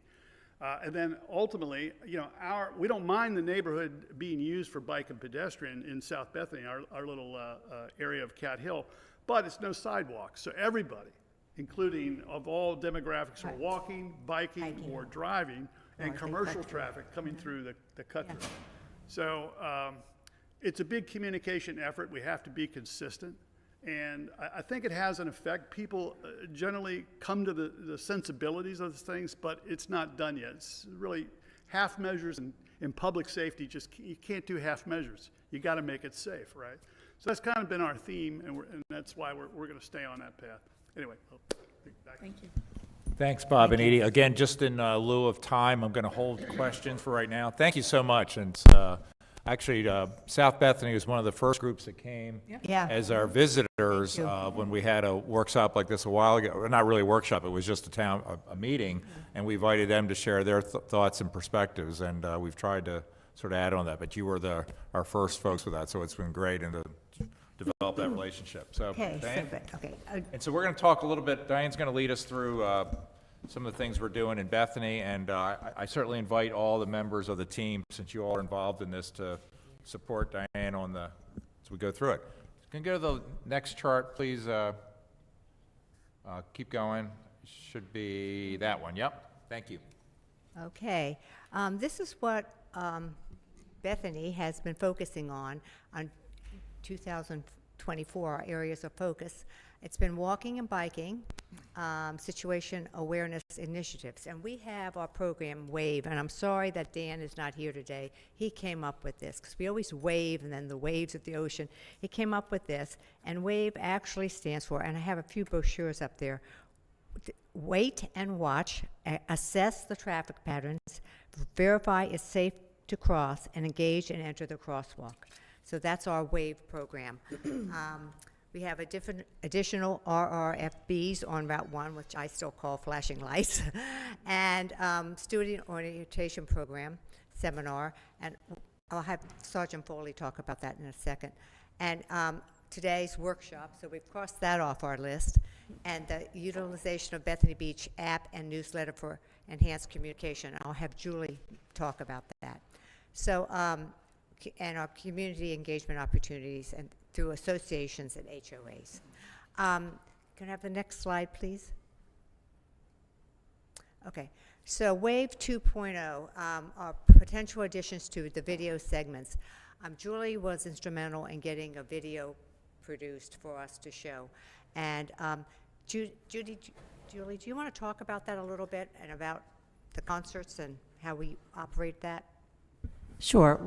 The WAVE came up with the committee here as a way to communicate the importance of safety in Bethany Beach, and of course not just Bethany, it's everywhere. But it was such a heavy subject, but we wanted to lighten it a little bit so that people would pay attention to it in a new way. And so we had this video made with comedic actor who demonstrated the do's and don'ts of walking and riding your bikes in town. And so we ran with it. We show this at, before our movie nights, we have a little video we blurb as a credit opening up the movie. We also show, hand out, we had the brochure made that we hand out at every outreach opportunity. We have 40 concerts that we give it out to with our program. We have our Poseidon Festival Memorial Day weekend where we have someone from the committee speaking to the people just as our kickoff for the season. Craft Show, we'll have a booth there.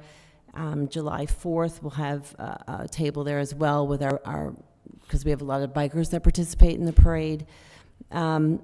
We coordinate with the chamber for their bike tour, and they have a big group of not necessarily the skilled riders, but there's a lot of, they call them the coastal cruisers that go back and forth to the bridge. So that's going to be our target market to reach them, and just basic 101. And a lot of these people come from other states that have different rules of their roads. So we're also going to be developing another video, short clips, just on breaking it down even more, dumbing it down, if you will. Just saying, did you know that you need to stop at this crosswalk or whatever, and we'll be working closely with Sergeant Foley and just to make that right. And then another big thing that we're doing is we like to work with the rental companies because obviously we have a lot of summer visitors and fall visitors. Our season now goes summer to fall. It's not just summer, so we have that opportunity to go from April to October and even into December with our Christmas events. So one thing that we've worked on developing is a progressive web app, which is similar to what you would find on your smartphone, but because not everybody has a smartphone, we wanted to make it user-friendly and accessible to everybody. So it's called a progressive web app, and it will live online, so you could access it from any laptop or your phone by QR code and all different ways to reach that. I do have a sample of that, if you would pull that up, Will. It's in beta mode right now. And we are going to be, again, working with the rental companies to show this to visitors when they come here, and just say, because it is fed by Google, different from a website, it's more 24/7, so any business that's participating in this can update it or feed from Google so you know what their specials are daily. It changes daily. It's not just stagnant on the website. And if you go right there, Will, this is under area, and go back to home if you would, please. So these are all the different categories. And obviously you click in there, you're going to see different things. Okay, so that's going to, the hotels, rental agencies come up, but if you go back to home, if you go over to a day at the beach, you pull that up and scroll down to safety on your left there, click safety, and all these come up, and wave is one of the things right there. But we have it twice, so wave is there, but then we also have a bicycle tab at the top. And so it just really spells it out, and that's, the bicycling one is found in 2 places. It's also on the, if you go back, it is, where is it? Hold on. Go back to home, if you would, please. Under things to do, or I'm sorry, area information, sorry. So it's there as well. So you can't miss it. And this is something that we can update. So for instance, Sergeant Foley, when you have the rodeos or anything that's relevant to people, or the checkpoints, we could put it right up there under the wave or under the bicycling. So it's going to be a really nice tool that is going to be used well for getting the information out that we need to everybody that's coming and the residents. It's going to be a year-round thing, not just seasonal. Thank you, Julie. You're welcome. It's really incredible. That's going to be a big help. Good. Okay, so can we move on to the next slide, please, Will? Okay, the JR student orientation. Pat, Sergeant Foley, do you have anything to add to that? No, just a little background about this. I used to be invited down to Sea Colony. They host, they employ the biggest J1 population in the area in southeastern Delaware. They used to invite me down as a first responder to lecture them about the basic traffic laws and criminal violations that we as police officers in a beach area see. It kind of branched off into like a victimization seminar where they would be referenced on traffic laws, a lot of Americanized laws that they're obviously not familiar with, and then bike safety. And then they would go out with John from OHS and learn how to ride a bike and do the rodeo.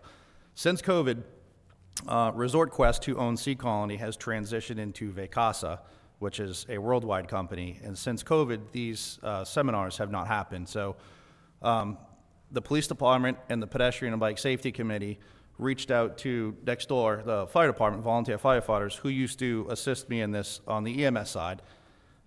We branch this out towards banks, walk-in centers. Unfortunately, the local hospitals don't take the J1 students' insurance, so there's an Atracare, it's a walk-in clinic in Ocean View or North Ocean City. We're going to have them speak to them on top of that. We try to get Social Security office there. A J1 student that lives and works in this area, the only Social Security office they can go to is in Route 9, I believe in Lewis. So we try to have somebody come and do their paperwork on site.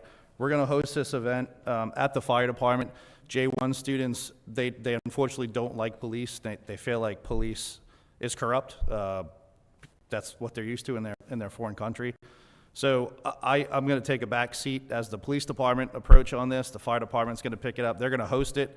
So it's at a fire department, and it's a little bit more inviting than a police department or the boardwalk where the town is putting it on. With that, we'll give them a little bit of a lecture. I'm going to go stand off in the back, and then we're going to have booths set up where they can walk around like kind of a workshop. We're going to feed them and hopefully have some local employers on board. We're going to do 2 or 3 a day. Our hopes is to do 1 in May, 2 in June, and then 1 as late as July, depending on the countries that come to us. Their workforce doesn't start until those dates. So we're going to try to gear it when they arrive to the country. We're going to work with their employers to try to do it on their lunch breaks, seeing they will be paying them to come to the event. I think we're going to try to, I don't want to say lure them in the door, but get some bus passes from DelDOT to give to them as a reward to have them come to these events. Julie and I mentioned having like a specific bonfire for J1 students where they can congregate and have friendly interaction with lifeguards and town officials and police officers playing cornhole, so they don't really think we're that threatening of people, and they can gain some trust with us. So that's what we have for the J1 student. Again, Vicasa, they haven't really responded back to us. I come to find out they don't have any local resources, a human resource division. They're out of Colorado. So the town of Bethany is just taking this and rolling with it. This is our pilot year, I like to say, for the 2024 season. And depending on how this goes, hopefully it's a continued tradition with the town. Great. Thanks, Okay. Officer Furley. And when he says I the just wanna- town is running with it, just a second, Diana, we don't say, No. this is Sergeant Foley. This is, you're talking about passion and energy. This is a topic that was very clear, it was important to him, right? And wanted to pick up and raise the bar. So we're really following his lead, and I think it's great. So thank you, sir. Appreciate it.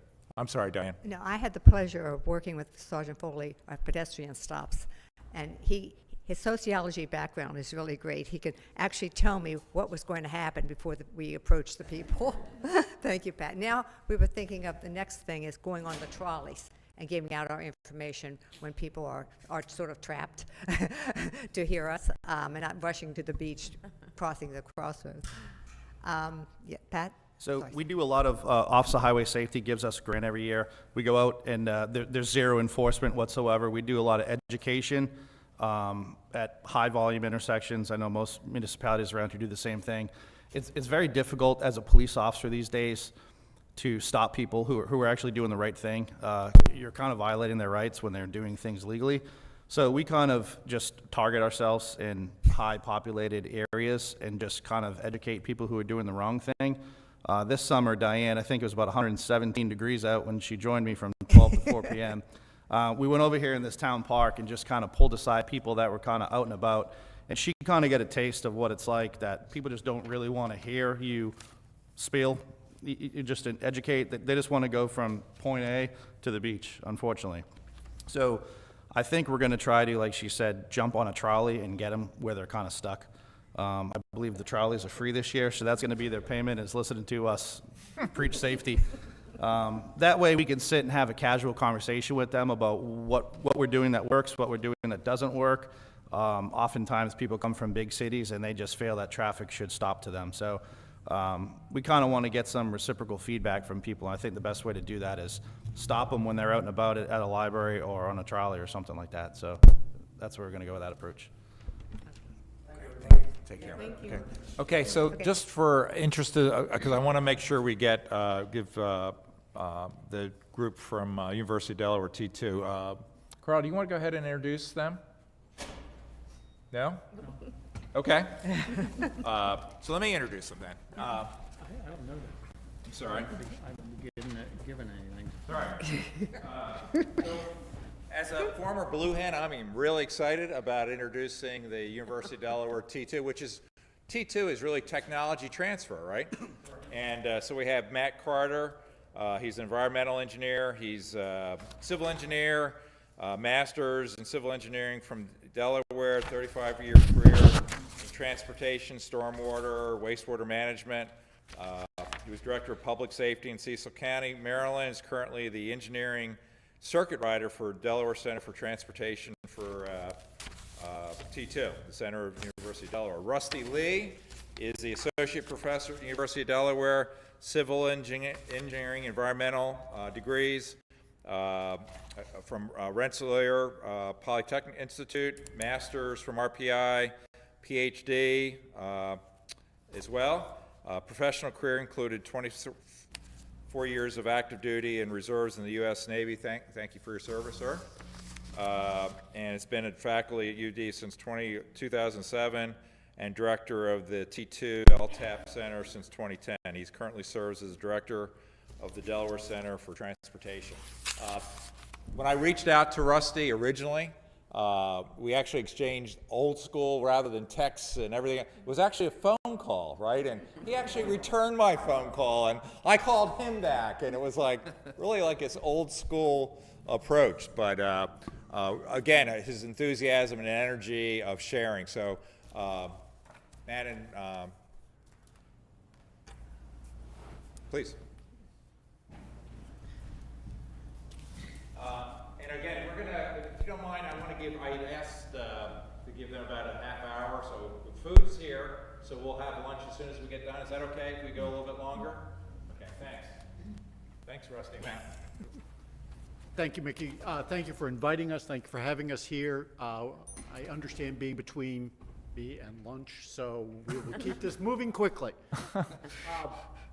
Yes, like Mickey said, T2 stands for technology transfer. That's actually the first thing we're going to do is get through the language. LTAP, Local Technical Assistance Program, that is the federal name for our program. And FHWA, the Federal Highway Administration. So, who are we? LTAP centers exist in every state. There's actually 58 nationwide, one in each state for locals. We have 7 that cover the tribal regions, and then we have 1 in Puerto Rico. We're, again, federally funded and state funded. We have the easiest federal mandate, I think, of any program that receives federal dollars. They're basically, we're told, go out, meet your locals, do what you can for them on issues relating to transportation. That's the total package. So it's technology transfer, it's technical assistance, it's whatever you need, and it's a lot of training. We do about 25,000 contact hours of training in a year with Delaware communities and DelDOT consultants. So, already covered all that. Yep. So who are we? So this center came about in 1983 and 84 timeframe. Larry Klepner, who was a DelDOT employee. The center was originally headquartered in DelDOT. He had it till, came out in 92. Larry retired. He moved up to the University of Delaware, 2002, brought the center with him. He retired 2010, I've taken over. So there's really only been 3 center directors in the entire history of this program. And Matt and I represent 2/3 of the center. Sandy Wolf, who, this is actually the wrong set. We changed these. It's got Ellen Plutz on it, but okay. Okay. Sandy Wolf is the person that most all of you encounter if you're signing up for trainings or our newsletters. She is the visible face of the center and about half the center's operations. So, yeah, National Local Technical Assistance Program. We are a national network of centers, and we are a non-compete. We actually share everything relentlessly. If we build a curriculum or training program, as soon as it hits the network, everybody is grabbing it. We share slides, we share materials, everything we can for everybody. I do not have to make somebody look bad for me to look good. We are just supposed to do the best we can within each state. So we do try to prevent this overlap and competition. Mr. Carter, his title is our engineering circuit rider. He is free. Everything we do for you is free. All our trainings we run are free. But, thank you. So he will come and visit if there's something that needs to be looked at. We don't just deal with over the phone. If we can handle it over the phone, give you an email, give you a link, get you a document, we'll do it. But if Matt needs to jump in a car and come on down, he will, and he does it frequently. Whatever you need, whatever works for you is what we do. If we need to bring DelDOT in, you know, a lot of connections we've got like that. In fact, you know, Paul is my former student, so, you know. What do we do? Well, there's some of the list. The question is, what do you need? If it's not within our wheelhouse, we will help find the right people for it. But these are typical issues. These tailgate safety talks, great things. You know, that quick safety brief you do before a public works crew goes out, we've got a bunch of them. They're pre-prepared. You can grab the video, off and run with them. We do a lot of so that's training. What are we doing? Most of the flagger training in the state now, we've taken over.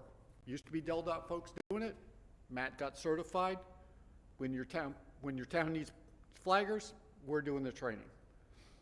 OSHA 10-hour training, whatever is needed by Delaware's communities is what we're providing.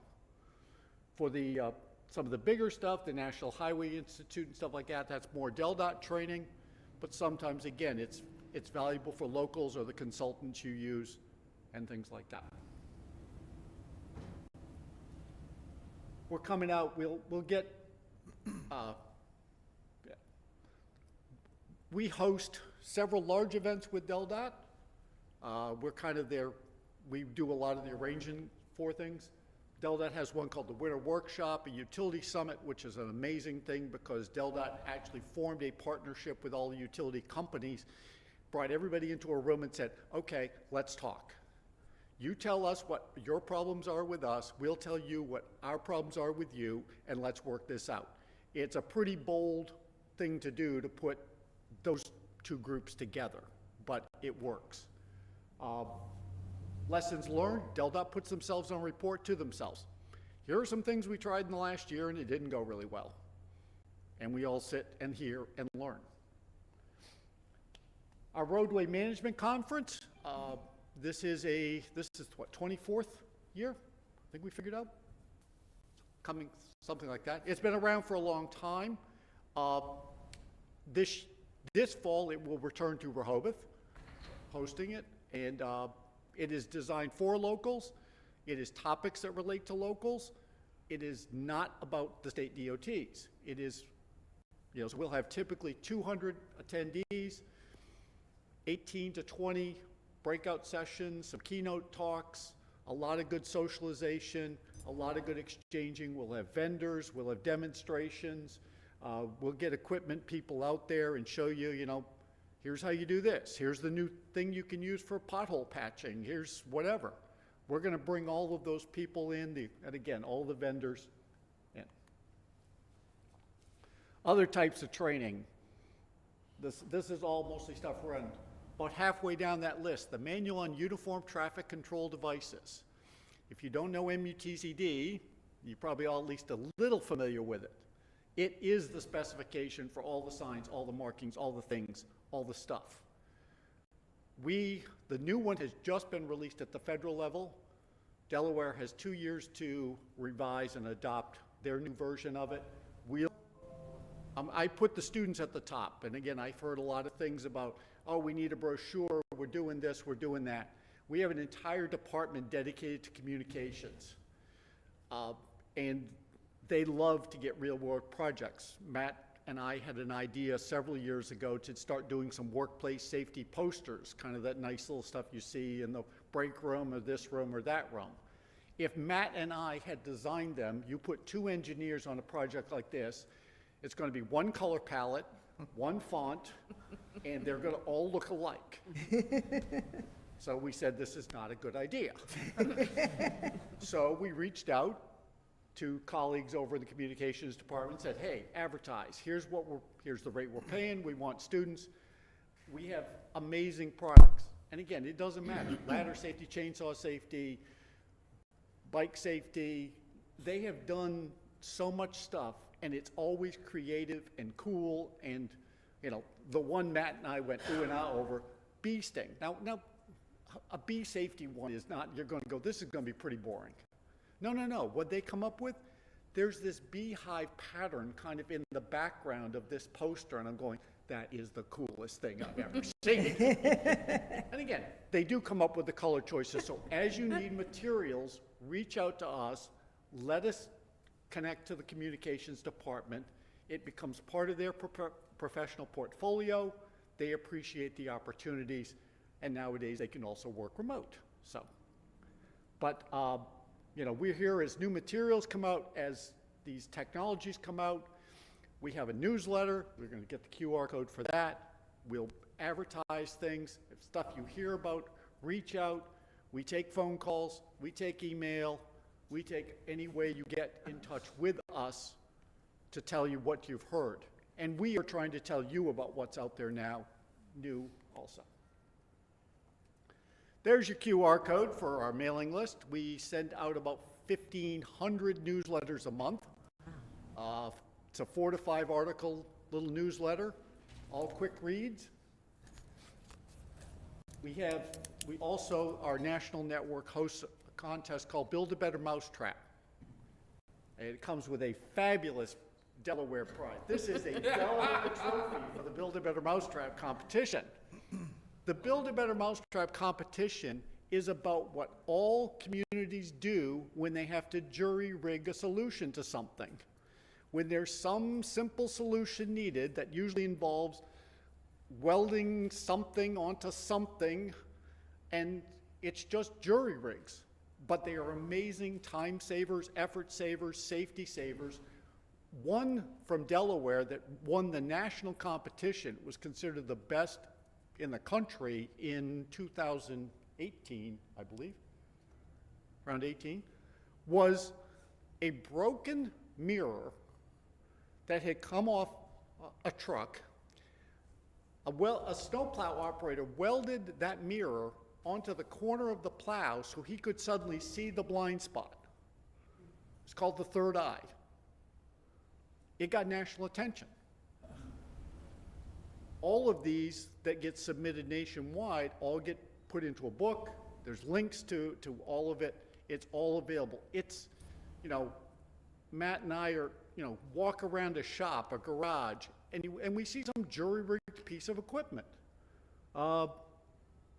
This was City of Newark's brine system. They wanted to brine roads, but they didn't want to buy the equipment. They made it. They put it together, got it to work. So, and plus you get, again, the fabulous trophy. Suitable for actually catching rodents. You can actually remove the trap from it and, you know, whatever you need in the shop. That's our contact information. I know I went fast.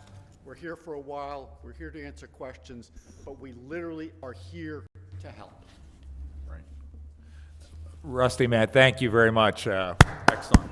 So one of the things that really stood out when and actually I want to give Cliff Gravia, our town manager, because I really didn't know anything about T2, and he literally, we were talking about this months ago, and he literally just scribbled down on a piece of paper, UD, T2. And it led to this conversation, and the fact that literally that's what Rusty was saying, is that we are here to help you all. And so I think all our communities, sometimes we're stretched for resources, time, and it just sort of struck me as this is a great resource that many of us probably don't know. I don't want to put everybody in that, but I didn't know about it, and we want to spread the word and utilize and partner and share. So Rusty, Matt, thank you so much for being here, and we'll continue the conversation over lunch. Could I suggest what we do, since the pizza is sitting there, and the last thing we want to do is have pizza get cold. Why don't we eat, okay? And we'll also do a little sharing, best practices, things that came away from it. I think we noted a number of those as we were going through.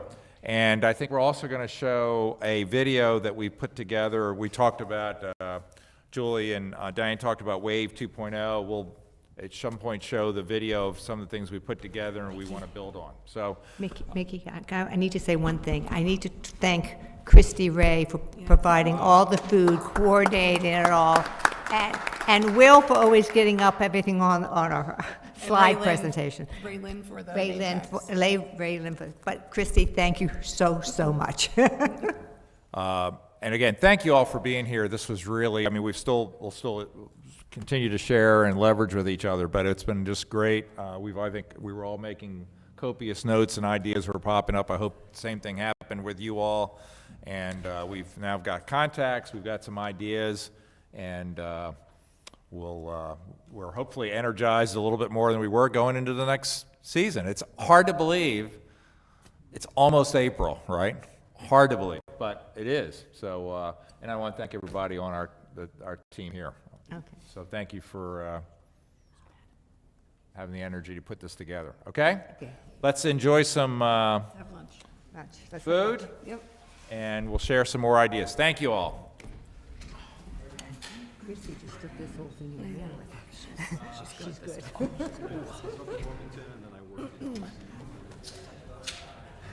Because I heard some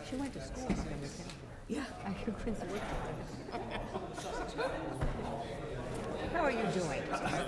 They only called me Fly. Nobody had told me I was here. There you go.